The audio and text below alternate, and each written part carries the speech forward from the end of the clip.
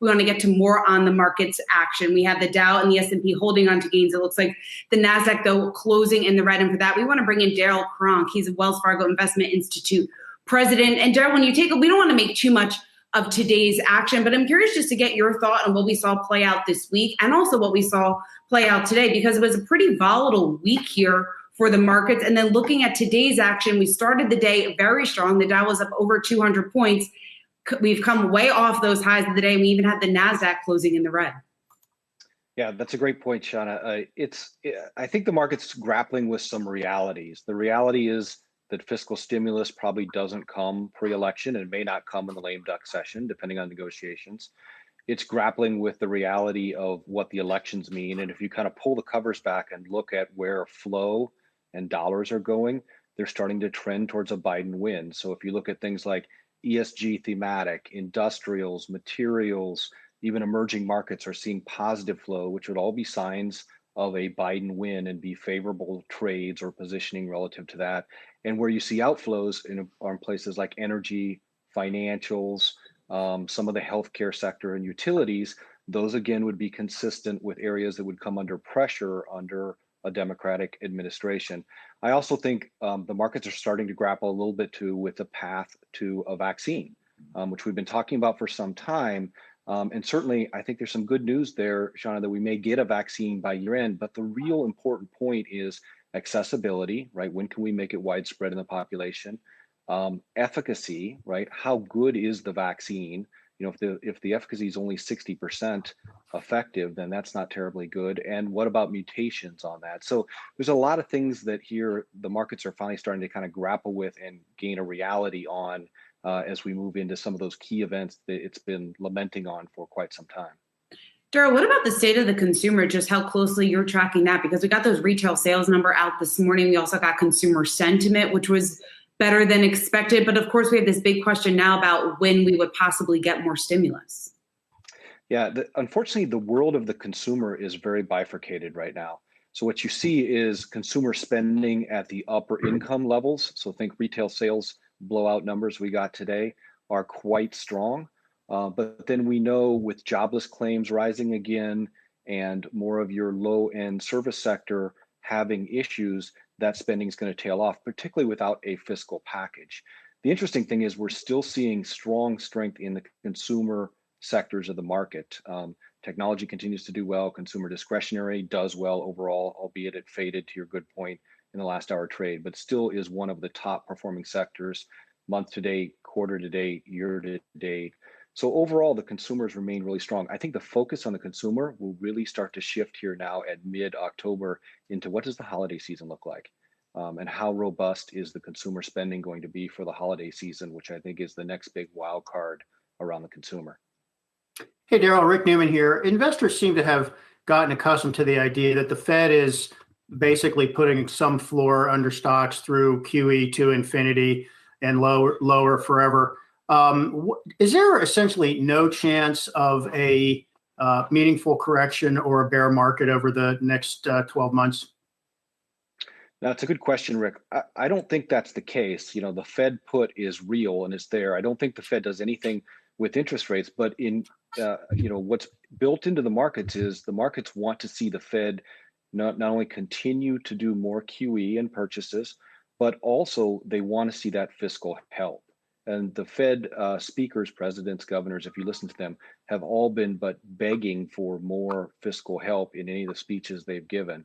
So you could have a correction here. I don't think the Fed precludes that from happening, but the growth numbers, have to hold up. And without a fiscal package, I think that's what we have to watch is how much does economic growth really slow in the months of November and December without that fiscal support.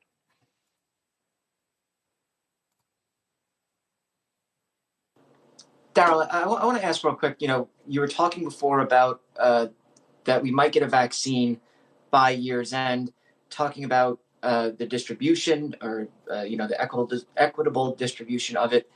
But we just saw someone reinfected with the virus. I guess, does that, then bring up the question of, will the vaccine really be effective if people can be reinfected? I think that's a really important point that doesn't get discussed enough, quite frankly. The reality is, so it's not just about discovering a vaccine and having the FDA pass the vaccine. And then, of course, we've known for some time we've got to ramp up production of the vaccine and get it out there into the public and widespread. There'll certainly be groups that get it first, the most at-risk groups and the like. But the real underappreciated point is the efficacy of the vaccine, because we've sped it through FDA trials, so we don't truly know how effective it is. And then to your exact point, the mutations of the virus.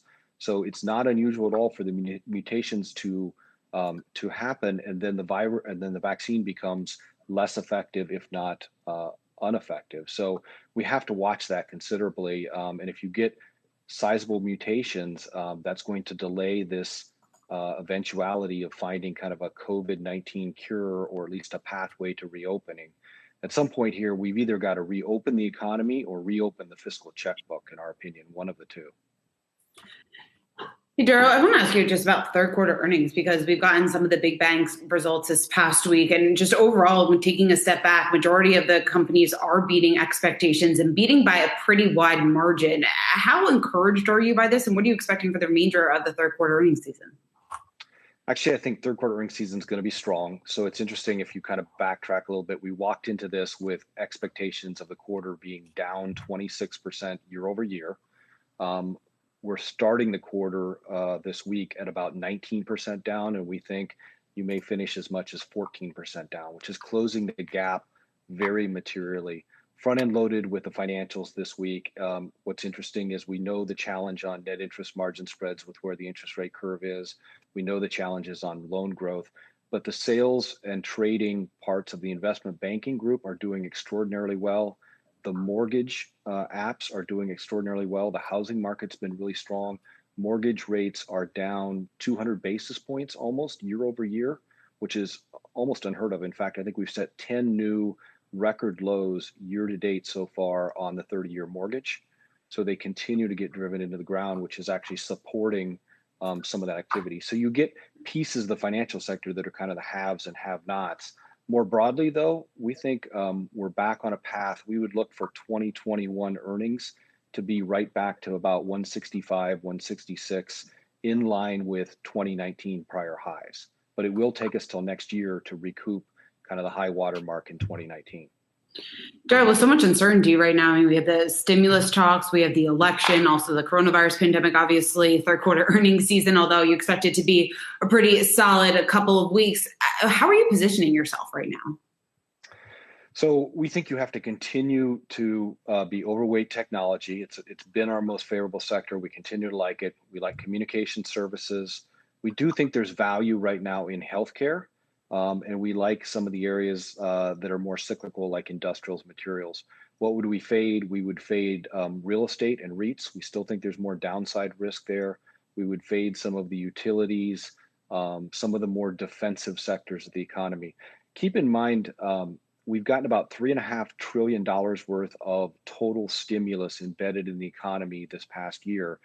If the Democrats win, it's very likely we may get another package. It may not come till Q1, but somewhere in the neighborhood of $2 trillion. If you get that, you're talking about $5.5 trillion of stimulus on a $22 trillion economy. That's 15-20% stimulus. That's unheard of. We've never seen anything like that.